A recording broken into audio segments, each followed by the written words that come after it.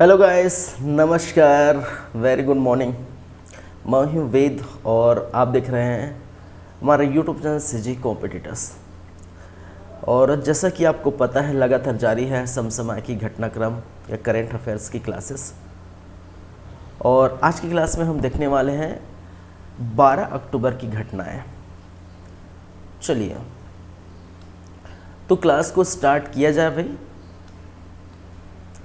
चलिए क्लास को स्टार्ट करते हैं। और जैसा कि हमेशा हमारा रहता है, छत्तीसगढ़ राष्ट्रीय अंतर्राष्ट्रीय स्तर की हम बातें करते हैं, तो सबसे पहले छत्तीसगढ़ की करेंट अफेयर्स देखेंगे। चलिए क्या कुछ है इसमें आज की क्लास में 12 अक्टूबर की बातें। तो एक खेल है जिसका नाम है, एक चैंपियनशिप हुआ है जिसका नाम है टिन्नी, याद रखेंगे।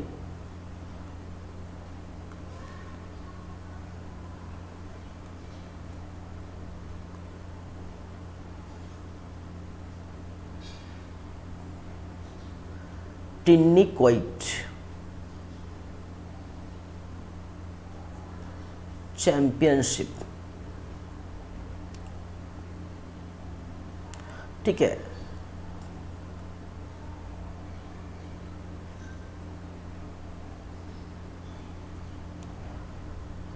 टिन्नीक्वैट चैंपियनशिप 2023। चलिए इसके बारे में हम बात करेंगे। पहले हम बात कर लेते हैं कि ये टिन्नीक्वैट होता क्या है। एक खेल है, ये क्या है, एक खेल है। और जैसा कि आप देखे होंगे, जैसे बैडमिंटन खेला जाता है, जैसे जो है टेनिस या बैडमिंटन खेलते हैं, तो वहाँ पर आपको देखने को मिलता है इस प्रकार का नेट रहता है। क्या रहता है भाई? नेट रहता है। और उस नेट में एक तरफ कोई अन्य व्यक्ति और दूसरी तरफ कोई अन्य व्यक्ति, अगर सिंगल खेल रहे तो, या डबल युगल खेल रहे तो दो जने। तो इस प्रकार से आप देखते हैं बैडमिंटन खेलते हैं। उसी प्रकार इस प्रकार का नेट रहता है और यहाँ व्यक्ति रहेंगे, कहने का मतलब खिलाड़ी रहेंगे, एक खिलाड़ी इधर एक खिलाड़ी दूसरे तरफ। और टिन्नीक्वैट एक ऐसा खेल है जहाँ पर एक गोले नुमा संरचना, एक इस प्रकार से रिंग टाइप, रिंग संरचना का एक क्या होता है, रिंग, एक रिंग होता है, ठीक है। और इस रिंग को पास करना होता है एक स्थान से दूसरे स्थान, कहने का मतलब नेट के उस तरफ, ठीक है। एक खिलाड़ी नेट के उस तरफ उस रिंग को पास करेगा और दूसरी तरफ वो व्यक्ति या वो खिलाड़ी पास करेगा। इसी को हम कहते हैं टिन्नीक्वैट चैंपियनशिप। चलिए अब टिन्नीक्वैट चैंपियनशिप के बारे में हम बात करते हैं 2023 की। तो ये आयोजित कहाँ हुआ भाई, इसके बारे में याद रखिए। आयोजित, इनका आयोजन हुआ है, कब हुआ है, कहाँ हुआ है? तो ये दक्षिण अफ्रीका में इनका आयोजन हुआ है। कब आयोजन हुआ है भाई? तो 11 सितंबर से 7 अक्टूबर के मध्य। अभी हम पढ़ रहे हैं 12 अक्टूबर की बातें हैं, ठीक है। तो 4-5 दिन बीत गए, ख़त्म हुए। तो 11 सितंबर से 7 अक्टूबर के मध्य क्या हुआ, ये प्रतियोगिता हुआ। क्लियर है बातें? चलिए अब इसमें छत्तीसगढ़ की क्या भूमिका है, इसमें छत्तीसगढ़ की क्या भूमिका है?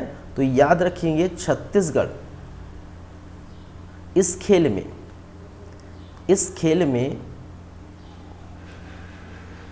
इस चैंपियनशिप में छत्तीसगढ़ को 2 गोल्ड मेडल मिला। छत्तीसगढ़ को कितने गोल्ड मेडल मिला भाई? 2 गोल्ड मेडल मिला। देखिए, पहले गोल्ड मेडल की यदि हम बात करें तो एक मिला है वर्षा वर्मा जी को, वर्षा वर्मा जी। चलिए, जो मोहदी गांव की रहने वाली है, ठीक है, निवासी कहाँ है, मोहदी ग्राम, कहाँ, धरसीवा। और दूसरा जो प्राप्त हुआ है वो है प्रकाश किशरवानी, किशरवानी, और ये भनपुरी के, कहाँ के, भनपुरी के हैं।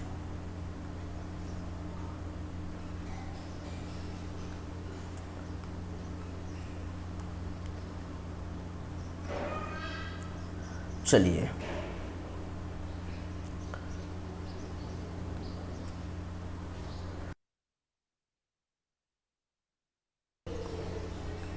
चलिए, मैंने क्या कहा, छत्तीसगढ़ से संबंधित पहला करंट अफेयर्स देख रहे हैं। टिन्नी कोइड चैंपियनशिप 2023, ये है क्या चीज़, जैसे कि मैंने बताया नेट के, ठीक है, एक तरफ कोई रिंग पास करेगा, उसके दूसरे तरफ जो है वो खिलाड़ी रिंग पास करेगा। कहने का मतलब नेट में क्या है, रिंग पास करना, इस प्रकार का खेल है। आयोजन कहाँ हुआ, आयोजित कहाँ हुआ, ये दक्षिण अफ्रीका में आयोजित हुआ। याद रखेंगे कब आयोजित हुआ, ये 11 सितंबर से 7 अक्टूबर 2023 के मध्य ये आयोजित हुआ। इस चैंपियनशिप में क्या खास बातें हैं, छत्तीसगढ़ को क्या मिला है, तो याद रखें छत्तीसगढ़ को 2 गोल्ड मेडल मिला है। एक वर्षा वर्मा जी को, मोदी ग्राम के हैं, धरसीवा, और दूसरा प्रकाश किशरवानी जो कि भनपुरी से बिलोंग करते हैं। तो ये दोनों चीज़ें याद रखेंगे। चलिए, छत्तीसगढ़ से संबंधित दूसरी बातें हम करेंगे।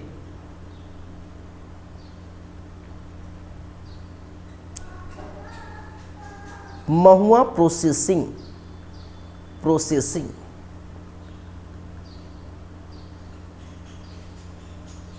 प्लांट, महुआ प्रोसेसिंग प्लांट, तो कहाँ, किस जिले में प्लांट लगाया गया है, तो याद रखिए जिला, किस जिले में, बस्तर जिले में प्लांट लगाया जा रहा है। महुआ प्रोसेसिंग प्लांट किस जिले में लगाया है, बस्तर जिले में। आपको ये भी याद रखना है कि अभी अभी एक नए बोर्ड का गठन हुआ है। नोट करने वाली बात है कि महुआ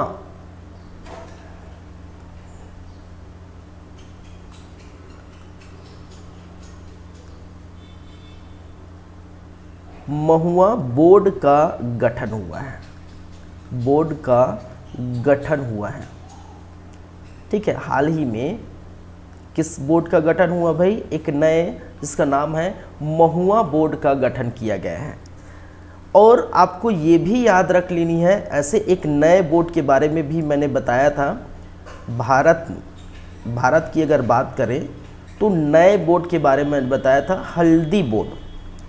हल्दी बोर्ड की गठन जो है की गई है एक नए बोर्ड के रूप में। कहाँ पर, भारत में।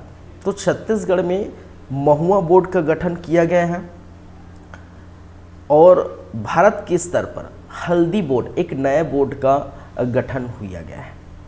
चलिए, तो 2 चीज़ें आपको याद रखना है। और महुआ प्रोसेसिंग प्लांट कहाँ लगाया गया है, कहाँ लगाया जा रहा है, वो जिला, किस जिले में, बस्तर जिले में लगाया जाए, तो याद रखेंगे। ये सारी बातें क्लियर है। नेक्स्ट तीसरे नंबर की हम बात करते हैं। तीसरे नंबर की बात करें तो ये रायगढ़ की बात होगी यार, ठीक है। तीसरे नंबर में किसकी, रायगढ़ की। तो रायगढ़ के बारे में क्या है भाई कि ऑनलाइन टैक्स की, या हम बोलते हैं ऑनलाइन करों की भुगतान कहने का मतलब पेमेंट, ऑनलाइन करके जो है पेमेंट भुगतान करने की सुविधा देने वाला छत्तीसगढ़ का प्रथम जिला बना। चलिए, छत्तीसगढ़ का क्या है भाई, प्रथम जिला बना। कौन? आपके रायगढ़। किस बात के लिए प्रथम जिला बना भाई? ऑनलाइन टैक्स पे करने, ऑनलाइन टैक्स की भुगतान करने की, ठीक है। तो सबसे पहला जिला कौन बना ऑनलाइन टैक्स पे करने के लिए? वो सुविधा मुहैया किसको कराएगी सबसे पहले, किस जिले को? वो रायगढ़ जिले को प्राप्त हुआ। तो ये बातें याद रखेंगे। चलिए नेक्स्ट है 3 नंबर की बातें होंगी। चौथे नंबर की हम बातें करेंगे। 4 नंबर में क्या है भाई? विश्व कथा साहित्य सम्मान। विश्व कथा साहित्य सम्मान। तो विश्व कथा साहित्य सम्मान प्राप्तकर्ता कौन है भाई? आप याद रखेंगे, प्राप्तकर्ता किन्होंने प्राप्त किया है? तो आपको याद रखना है डॉक्टर परदेशी वर्मा जी। और ये डॉक्टर परदेशी वर्मा जी कहाँ के निवासी है? निवासी की बात करें तो ये भिलाई के रहने वाले हैं। और ये किस क्षेत्र की बात करें तो इनको महारत हासिल है, किस क्षेत्र के हैं? तो याद रखिए साहित्यकार है, साहित्यकार है। अगर क्षेत्र के बारे में बात करें तो ये क्या है? साहित्यकार है। इसलिए इसको विश्व कथा साहित्य सम्मान मिला। किस क्षेत्र में? साहित्यकार। चलिए, और ये विश्व कथा साहित्य सम्मान का आयोजन या इसका आयोजित कहाँ हुआ? ये आयोजित कहाँ किया गया है? ये आयोजित किया गया है दुबई में। इसलिए हम इसे क्या कह रहे हैं? विश्व कथा साहित्य सम्मान। चलिए, तो छत्तीसगढ़ के डॉक्टर परदेशी वर्मा जो छत्तीसगढ़ के भिलाई से निवास करते हैं और वो साहित्य के क्षेत्र में महारत हासिल है, उनको विश्व कथा साहित्य सम्मान से नवाजा गया है। तो याद रखें कहाँ पर? दुबई में। क्लियर है यहाँ पर बातें? चलिए, 5वीं बातें हम करेंगे। माया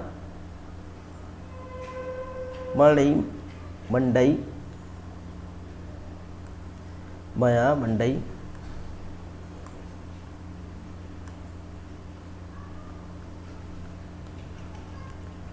कार्यक्रम। क्या है भाई? कार्यक्रम।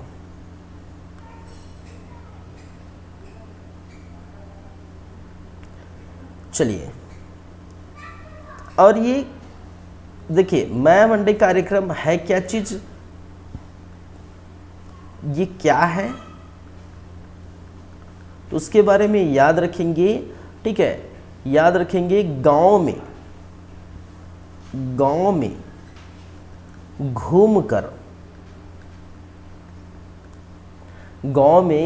घूमकर क्या करना?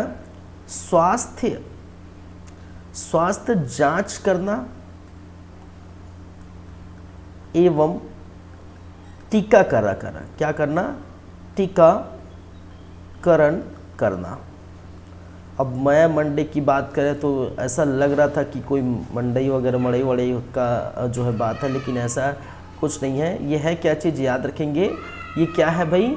ये गांव में घूम कर, घरों में जाकर, जिस स्थान में व्यक्ति मिलेंगे वहाँ पर जाके, ठीक है, स्वास्थ्य जांच करना, हेल्थ चेकअप करना, ठीक है, और उसके आधार पर टीकाकरण करना। ये है माया मंडई कार्यक्रम। याद रखेंगे। और ये किस जिले में आयोजित हुई? ये कार्यक्रम का आयोजन किस जिले में हुआ या आयोजित कहाँ पर हुआ? तो ये हुआ आपके कोंडागांव में। छत्तीसगढ़ के कोंडागांव में बस्तर जिला। याद रखेंगे जिसका संचालन किनके द्वारा किया गया भाई, एक तो कोंडागांव का जिला प्रशासन इसमें इंक्लूड था, ठीक है, जिला प्रशासन, कोंडागांव का जिला प्रशासन, और आपका यूनिसेफ, ठीक है, यूनिसेफ और जो है कोंडागांव का जिला प्रशासन, दोनों ने मिलकर क्या किया है,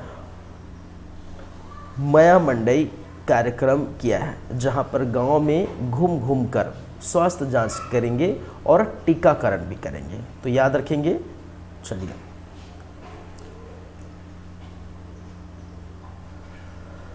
क्लियर है बातें। तो ये 5 बातें, 5 करेंट अफेयर जो छत्तीसगढ़ से संबंधित है वो आप याद रखेंगे, ठीक है।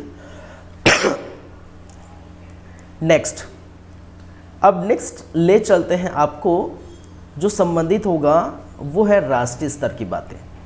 राष्ट्रीय स्तर से संबंधित करंट अफेयर्स देखेंगे। सबसे फर्स्ट है, क्या है,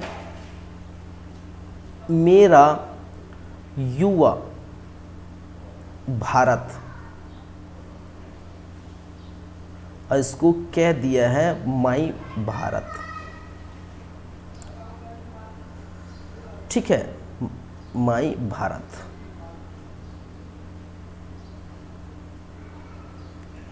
चलिए, मेरा युवा भारत, मेरा युवा भारत एक जो है ये लॉन्च किया गया है। याद रखिए, ये लॉन्च किया गया, कब लॉन्च किया जाएगा, लॉन्च कब किया जाएगा, ये किया जाएगा 31 अक्टूबर सन 2023 को। मेरा युवा भारत जो है ये लॉन्च किया जाएगा, कब लॉन्च किया जाएगा, ठीक है, 31 अक्टूबर सन 2023 को। और इसी दिन राष्ट्रीय एकता दिवस के रूप में मनाया जाता है।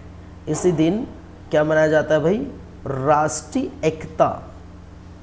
एकता दिवस के रूप में मनाया जाता है। इसी दिन क्या लॉन्च करेंगे, मेरा युवा भारत। ये मेरा युवा भारत एक ऐसा कार्यक्रम है जिसके अंतर्गत युवाओं को क्या मिलेगा, युवाओं के विकास और युवा नीति पर आधारित है, ठीक है। ये लाने का उद्देश्य अगर हम बात करें तो ये किस पर आधारित है, युवाओं पर।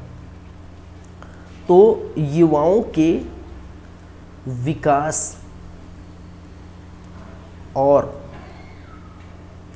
युवा नीति पर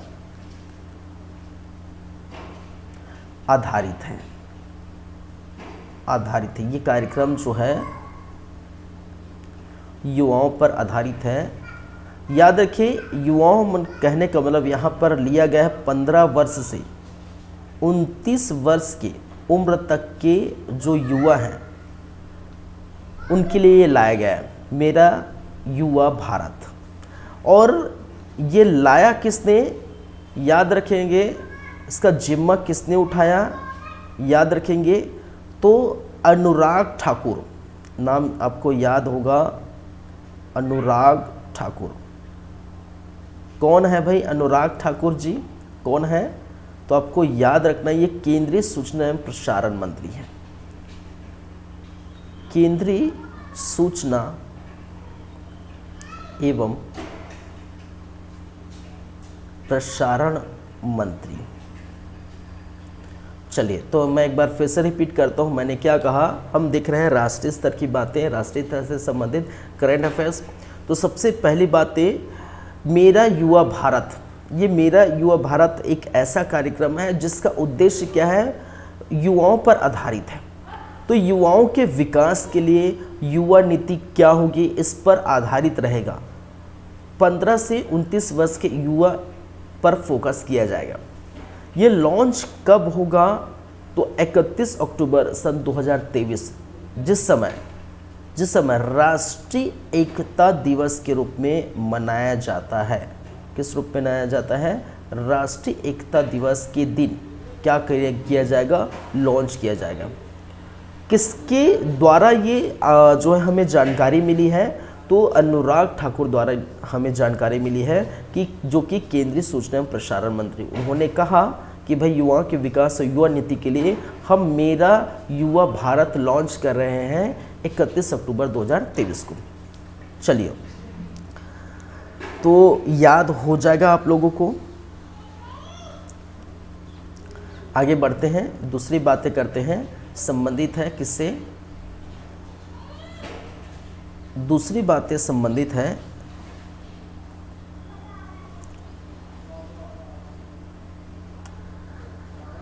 चलिए IMF।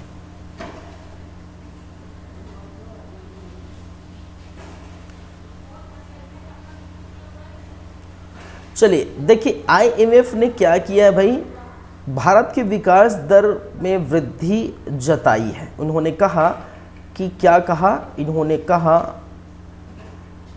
कि भारत के विकास दर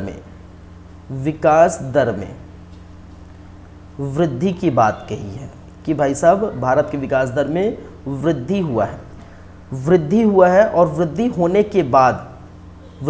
के बाद ये अब 6.3% हो गए हैं। विकास दर, भारत का जो विकास दर है वो कितना है, भारत का विकास दर कितना है, वो 6.3%। वृद्धि की बात करें तो वृद्धि कितना हुआ, देखिए वृद्धि कितना हुआ, 0.2% की वृद्धि हुई। कितने परसेंट की, 0.2%। क्योंकि अगर आपको मालूम होगा कि पहले कहने का मतलब जो अप्रैल है, अप्रैल 2023-24 की अगर हम बात करें, अप्रैल 2023-24 की डेटा की बात करें तो IMF ने अनुमान लगाया था, क्या अनुमान लगाया था, भारत के विकास दर पर अनुमान लगाया था कितना, 6.1% का अनुमान लगाया था कि भाई भारत के विकास दर 6.1% होने वाली। लेकिन अक्टूबर माह में इसको प्लस 0.2% की बढ़ोतरी हुई है, प्लस 0.2%, मतलब यहाँ पर इतनी वृद्धि, और वृद्धि होने के बाद कितना हो गया विकास दर, 6.3%। ये जो है ये जो है RBI, reserve bank of India से भी ज़्यादा है उनका अनुमान लगाया गया था। देखिए रिजर्व बैंक ऑफ इंडिया, अगर हम बात करें RBI की,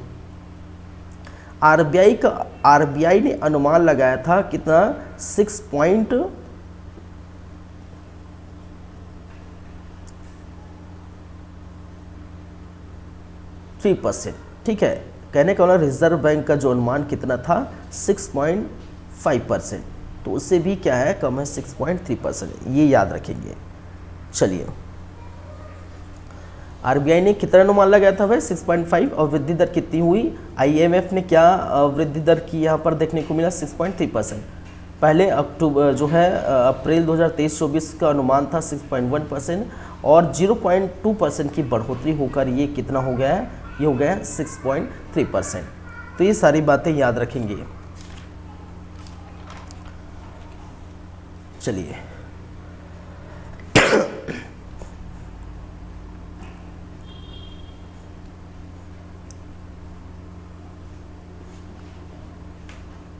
नेक्स्ट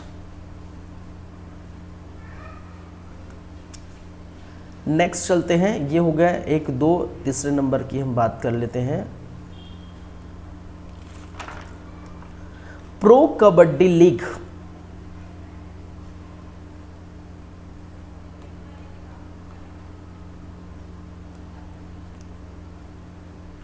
चलिए, प्रो कबड्डी लीग के लिए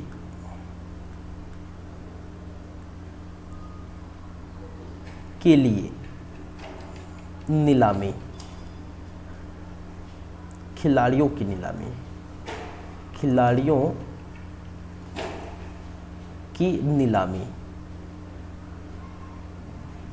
प्रो कबड्डी लीग के लिए खिलाड़ियों की नीलामी। ठीक है, चलिए, तो देखिए नीलामी में यदि हम बात करें, नीलामी की हम बात करें तो एक खिलाड़ी है ईरान का, याद रखेंगे, एक खिलाड़ी जिसका नाम है, एक खिलाड़ी जिसका नाम है क्या है, मोहम्मद रेजा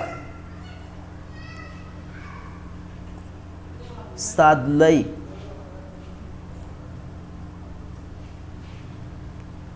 चियानेक। और ये खिलाड़ी रहने वाले कहाँ के भाई, ये खिलाड़ी रहने वाले कहाँ के, तो याद रखिए ये जो खिलाड़ी है वो रहने वाले कहाँ के हैं, ईरान के हैं। कहाँ के खिलाड़ी है, ईरान के खिलाड़ी हैं। और इन ईरान के खिलाड़ी के बारे में आपको याद रखना है, क्या याद रखना है कि इस लीग में, प्रो कबड्डी लीग के जो नीलामी में सबसे अधिक बोली इस पर लगी है। क्या याद रखेंगे, सबसे महंगे विदेशी खिलाड़ी बने, ठीक है। नीलामी में ये जो है, नीलामी में सबसे अधिक, या बोल सकते हैं सबसे महंगे, अधिक से अच्छा, सबसे महंगे विदेशी खिलाड़ी बने। क्या है, विदेशी खिलाड़ी बने। प्रो कबड्डी लीग के लिए सबसे महंगे विदेशी खिलाड़ी बने, याद रखेंगे। अब इसके बारे में याद रख, महंगे है तो भाई कितना महंगा है, ऐसी बात है ना, महंगा है तो कितना महंगा है, तो याद रखें ये कितना महंगा है, तो भाई इनको खरीदा गया 2.35 करोड़ में। कितने करोड़ में इसको खरीदा गया, तो याद रखेंगे 2.35 करोड़ में खरीदा गया। खरीदा किसने, तो पेनरी पल्टन, ठीक है।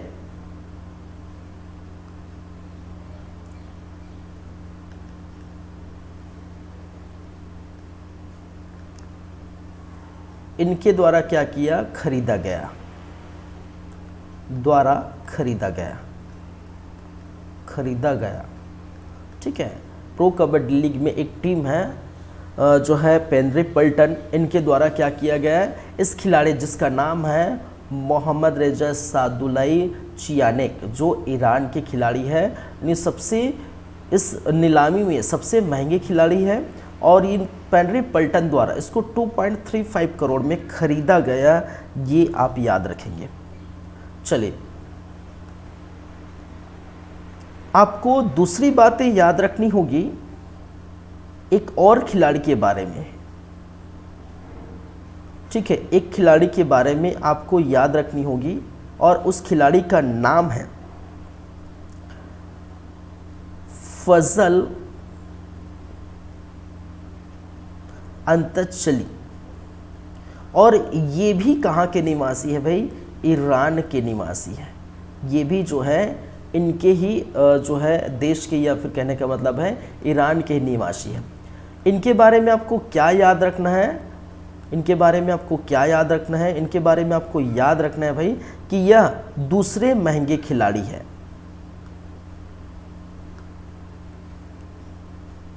दूसरे महंगे खिलाड़ी है, महंगे खिलाड़ी है, ठीक है। चलिए, अब दूसरे महंगे खिलाड़ी है तो कितना महंगा है, ये कितना महंगा है, कितने में खरीदा गया, तो आपको याद रखना है 1.60 करोड़ में खरीदा गया। कितने में खरीदा गया, 1.60 करोड़ में क्या किया, खरीदा गया भाई। और किसके द्वारा खरीदा गया, तो याद रखेंगे गुजरात जायंट्स द्वारा खरीदा गया। प्रो कबड्डी लीग का आयोजन जो है इसके 10वें संस्करण का आयोजन होने जा रहा है, संस्करण, ठीक है।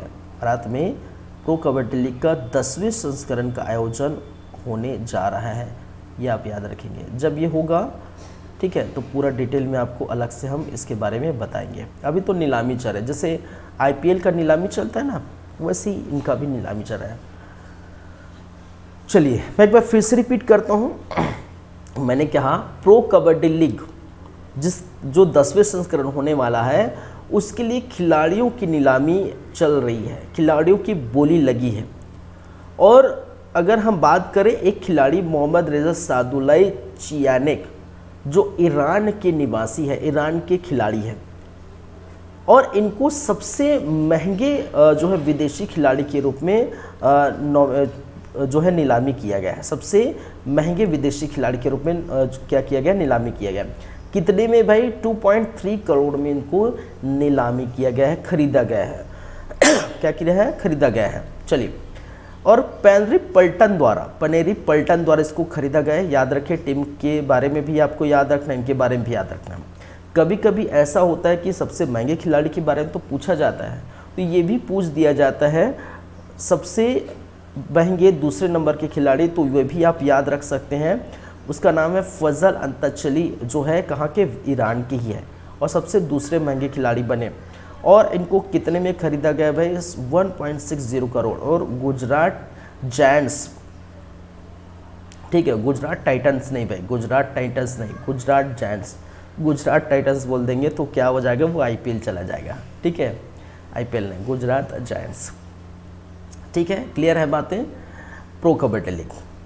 चलिए, 3 नंबर की बातें हो गई, आगे बढ़ते हैं। अब खेल की बात कर ही रहे हैं तो एक तो छूट नहीं जाना चाहिए। खेल की बात अगर हम कर रहे हैं तो रोहित शर्मा का नाम तो आपको लेना ही पड़ेगा। और ये कौन है भाई?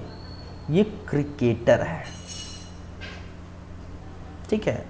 रोहित शर्मा के जो है क्या है? क्रिकेटर है, जो कि इनके कई रिकॉर्ड बने। क्या है? रिकॉर्ड बने। जैसे कि अगर हम देखें तो विश्व कप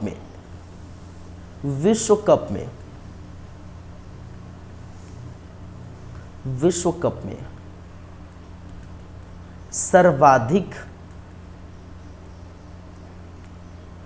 अगर शतक की बात की जाए, ठीक है, सर्वाधिक शतक की बात की जाए तो वो 7 शतक लगा चुके हैं। इसके नीचे जो है सचिन तेंदुलकर जी है 6, ठीक है। फिर और है आपके जो है बहुत सारे हैं, ठीक है। और आपके रिकी पॉन्टिंग भी है, ठीक है। चलिए, इस प्रकार से आपको देखने को मिलेगा। विश्व कप में सर्वाधिक कितने? 7 शतक लगा चुके हैं। तो सर्वाधिक है क्योंकि इनके आगे कोई है ही नहीं, इनके आगे क्या है? कोई है ही नहीं। और 1000 रन भी पूरे किए, साथ ही साथ ये जो है जो फास्टेस्ट जो है 1000 रन पूरे भी किए, फास्टेस्ट 1000 रन भी पूरे किए। याद रखेंगे। साथ ही साथ आपके जो है एक दिवसीय मैच में 31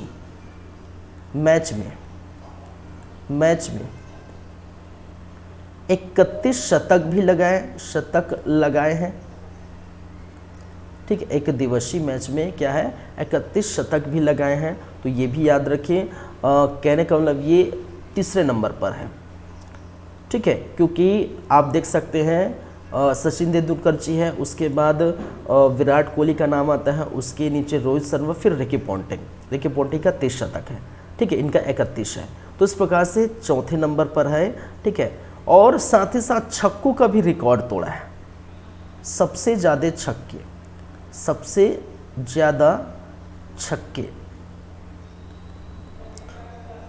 तो 555, ठीक है, 555, ठीक है, छक्के लगाए हैं अभी तक, ठीक है। हालांकि अभी और लगा चुके हैं क्योंकि इसके बाद मैच जो है पाकिस्तान के साथ भी हम देख चुके हैं, पाकिस्तान के साथ भी मैच हुआ है, उसमें भी 6 छक्के लगाए हैं, तो उसमें भी 8 हो जाएगा। देखिए, ये किस मैच की बात कर रहा हूँ? ये मैच हुआ था कहाँ पर? अरुण जेटली स्टेडियम। कहाँ पर हुआ था? दिल्ली अरुण जेटली स्टेडियम। और इनके बारे में आपको पता भी होगा, अरुण जेटली स्टेडियम, जिसको पहले हम किस नाम से पुकारते थे? पहले इसको फिरोज शाह कोटला मैदान, पहले ये क्या था भाई? फिरोज शाह कोटला स्टेडियम के नाम से पहले हम इसको जानते हैं। और दिल्ली में जो अरुण जेटली स्टेडियम है, यहीं पर मैच हुआ है, किनके मध्य मैच हुआ है भाई? ठीक है, इंडिया वर्सेस अफगानिस्तान।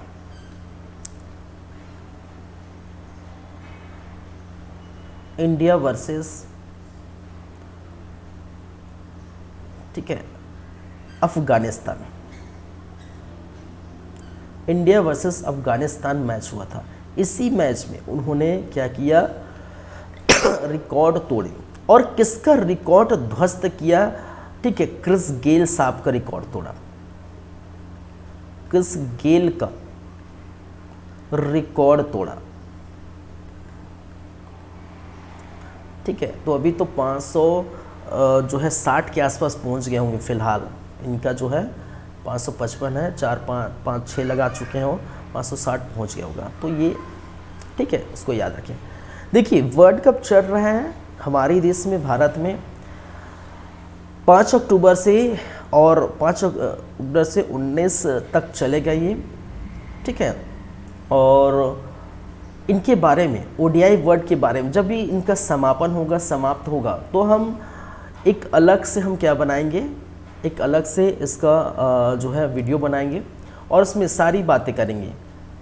ठीक है, कौन जीता, कौन हारा, ठीक है, इस ओडीआई कप में सबसे अत्यधिक रन कौन बनाया, सबसे अत्यधिक विकेट किसने लिए, सबसे अत्यधिक छक्के कौन लगाया, ठीक है, किस खिलाड़ी को जो है क्या पुरस्कार मिला, और कुछ स्पेशल जो भी बातें होंगी, क्या क्या रिकॉर्ड बने, क्या क्या रिकॉर्ड टूटे, ये सारी बातें हम करेंगे। ठीक है, तो रोहित शर्मा के बारे में आप ये याद रख लेंगे, और भी बहुत सारे हैं इनके। ठीक है, चलिए, क्लियर है बातें?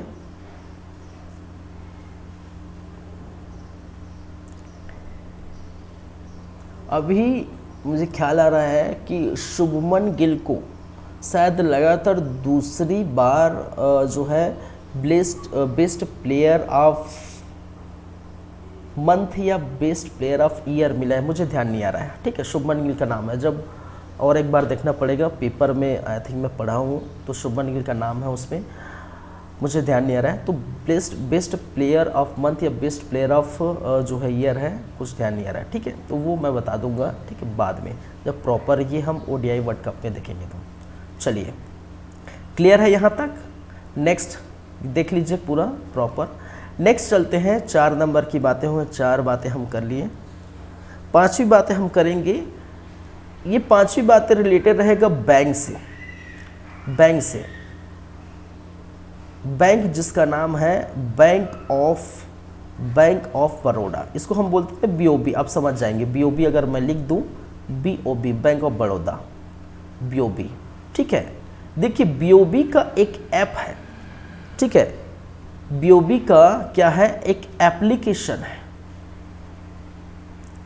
बीओबी का, बैंक ऑफ बड़ौदा का क्या है? एप्लीकेशन है, ऐप है, जिसे आप इस्तेमाल करते हैं ना, नेट बैंकिंग वगैरह के लिए जो है इस्तेमाल करते हैं। हर बैंक का जो है ऐप होता है, आपके एसबीआई में जाएंगे, यूनियन बैंक में जाएंगे। ठीक है, हर बैंक का क्या होता है? ऐप होता है, जिसके थ्रू आप क्या कर सकते हैं? बहुत सारी चीज़, बैलेंस चेक, मनी ट्रांसफ़र इत्यादि आप कर सकते हैं। तो उसी प्रकार बीओबी, बैंक ऑफ बड़ौदा का एक ऐप है, जिसका नाम है बीओबी वर्ड।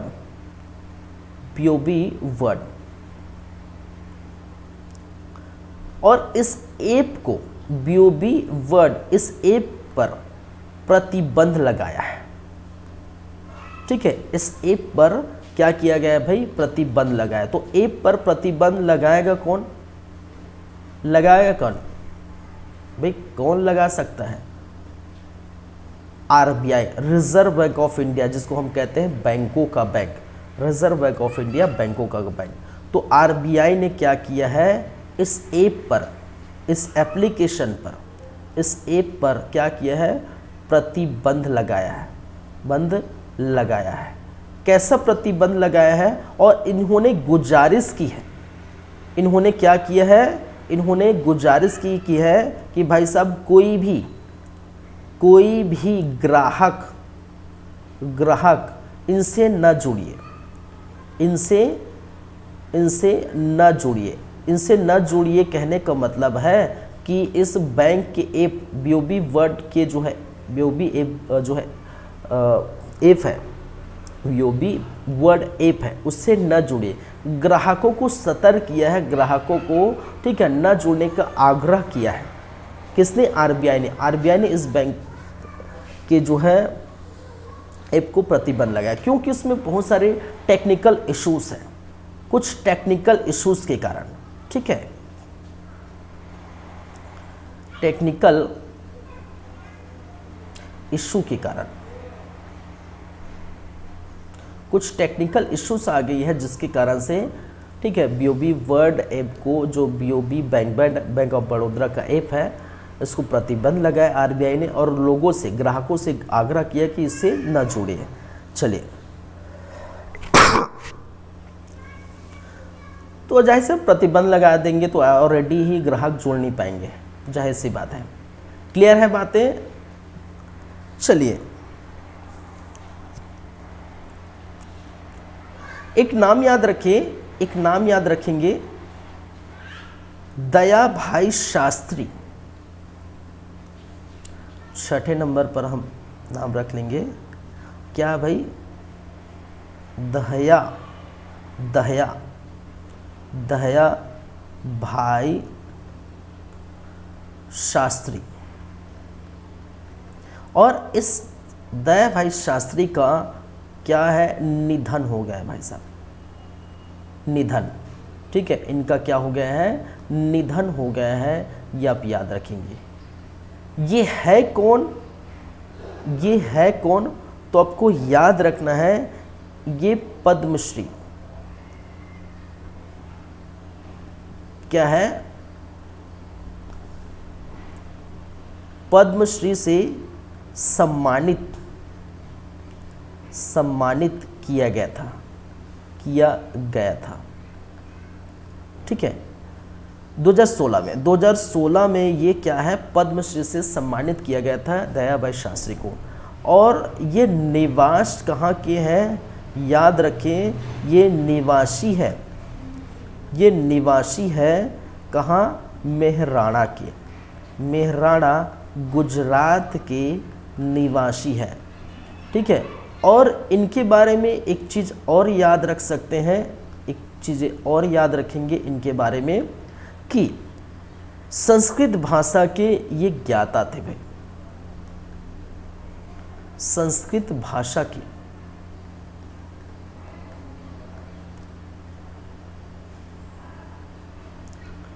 ज्ञाता थे, ठीक है। गुजरात में थे और ये संस्कृत भाषा के ज्ञाता थे। और कहाँ के निवासी थे? मैं पहले लिख चुका हूँ, गुजरात के निवासी थे। गुजरात में कहाँ भाई? गुजरात में कहाँ भाई? मेहराणा, याद रखेंगे। और संस्कृत भाषा की ये निवासी थे। दया भाई शास्त्री निधन हो गया, पद्मश्री 2016 में प्राप्त हुआ था, मेहराणा के रहने वाले, इसको याद रखेंगे। तो क्लियर है सारी बातें?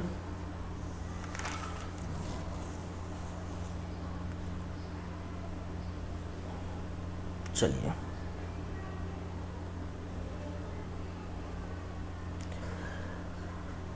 नेक्स्ट चलते हैं और नेक्स्ट हम देखेंगे। अब होगा अंतर्राष्ट्रीय स्तर की बातें होगी। अब क्या होगा भाई? अंतर्राष्ट्रीय स्तर की बातें होगी। अंतर्राष्ट्रीय स्तर पर पहली बातें लेके आए हैं ओलंपिक 2028।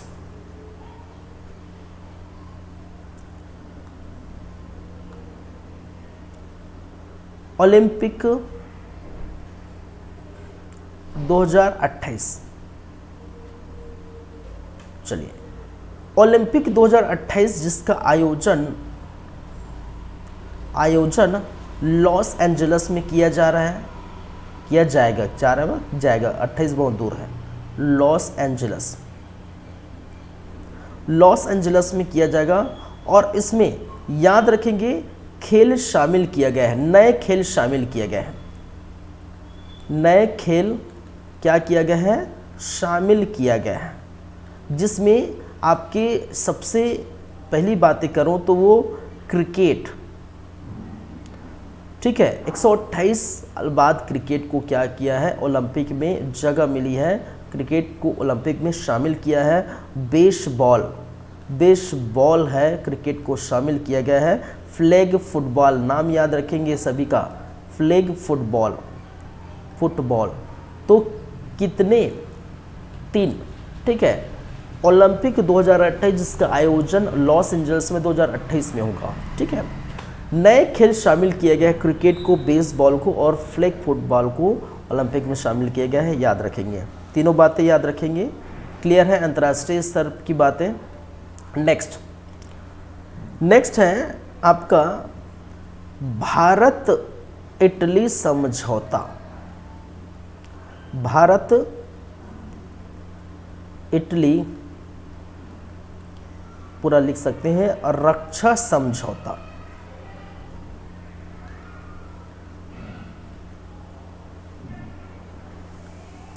तो याद रखेंगे रक्षा संबंधों, रक्षा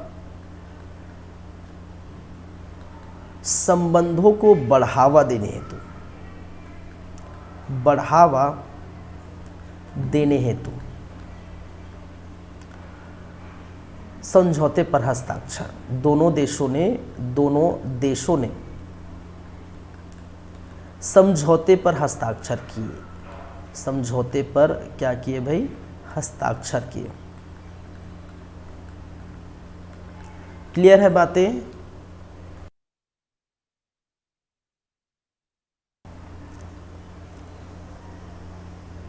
चलिए अंतर्राष्ट्रीय से संबंधित, अंतर्राष्ट्रीय स्तर से संबंधित एक और करंट अफेयर हम देख लेते हैं। पद्म ब्रिज रेल लिंक, पद्म ब्रिज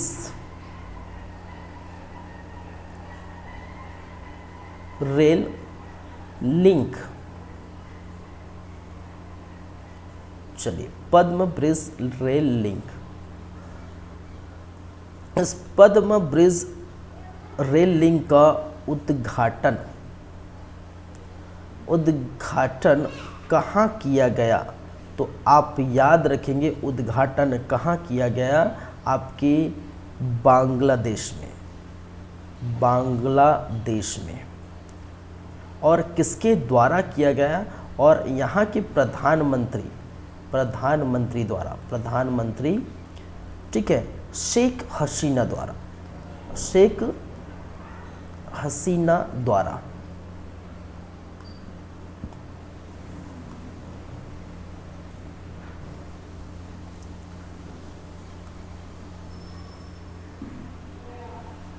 क्या किया, उद्घाटन किया गया। वैसा याद रखेंगे।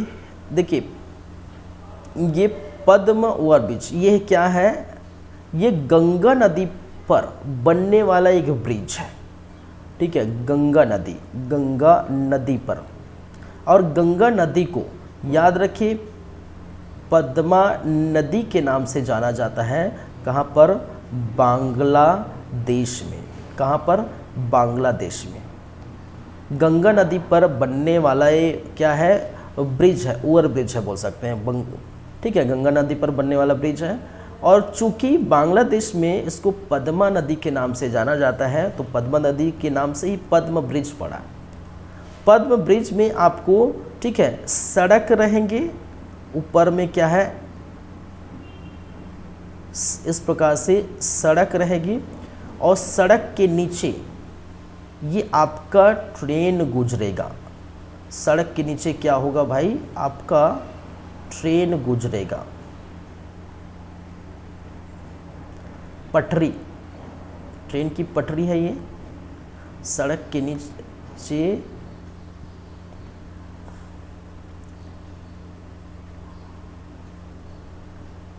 पटरी रहे, ठीक है, रेलवे ट्रैक जिसको हम बोल सकते हैं, रेलवे ट्रैक। पटरी जो भी बोल सकते हैं, और सड़क कहने का मतलब ओवर ब्रिज, ब्रिज क्या है, ब्रिज। और इन दोनों को जोड़ने के लिए जो योजना लाया या कार्यक्रम लाया उसको हम बोलते हैं पद्म ब्रिज रेल। ठीक है, तो मतलब ब्रिज और रेल, यहाँ ब्रिज और रेल है, ब्रिज है रेल है, तो ब्रिज क्या हो गया, ये हो गया, और रेल क्या हो गया, ये हो गया। और ये यहाँ पर नदी, ठीक है, किस नदी के आसपास, ठीक है, पद्मा नदी। पद्मा नदी मतलब गंगा नदी, तो गंगा नदी के आसपास, तो इसीलिए इसका नाम है, ऐसे पड़ा। तो आपको बस इतना याद रखना है, आपको बस इतना याद रखना है, पद्म ब्रिज रेल लिंक कहाँ उद्घाटन किया गया इसका, बांग्लादेश में किया गया है, ये याद रखेंगे। बस इतनी सारी बातें याद रखनी है और ज़्यादा याद रखने की ज़रूरत नहीं है। ठीक है, आपको बता दूं विश्व दृष्टि दिवस, इसको पहले बताना था, जो भी है विश्व दृष्टि दिवस, ये कितने 3 बातें हो गई। चौथा करेंट अफेयर्स,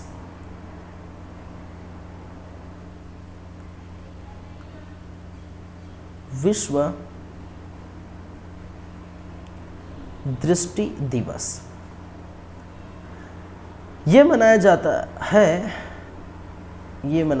है, ये ऐसा कुछ मनाया जाता है, ऐसा नहीं, अभी मनाया जा रहा है 12 अक्टूबर को। ठीक है, 2023 की अगर हम बात करें तो कब मनाया, ये मनाया 12 अक्टूबर को। याद रखेंगे। उद्देश्य क्या है इसका, विश्व दृष्टि दिवस का उद्देश्य क्या है कि भाई साहब दृष्टि हानि और अंधेपन और अंधेपन के बारे में जागरूकता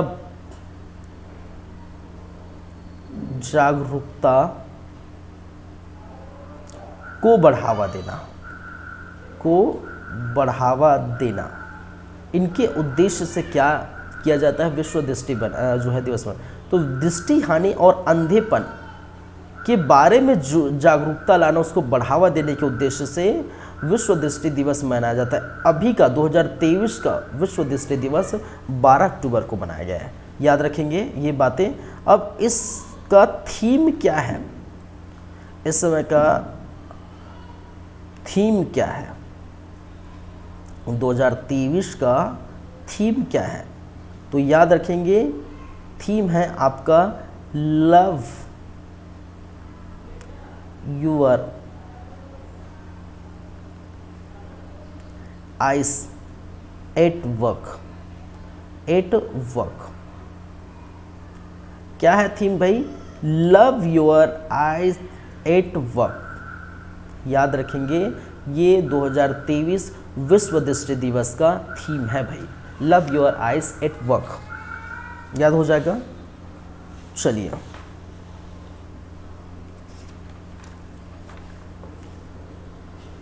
पांचवा आप लिख सकते हैं, IMF and world bank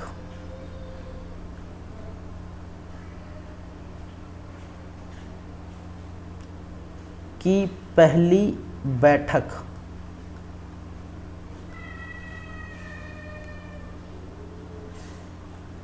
Morocco में आयोजित की गई। मोरक्को ये कहाँ पड़ता है, अफ्रीका में आयोजित की गई।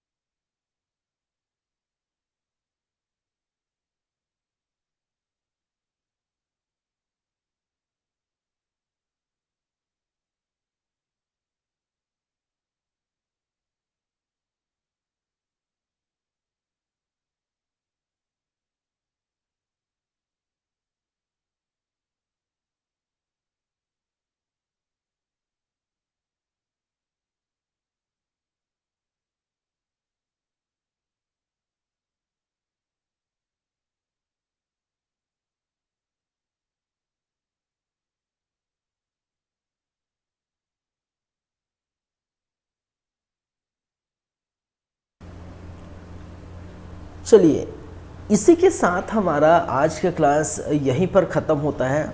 लेकिन जैसा कि आप हमेशा जानते हैं, जाने से पहले हम वो सारी बात देखते हैं जो हमने पढ़े हैं, ठीक है।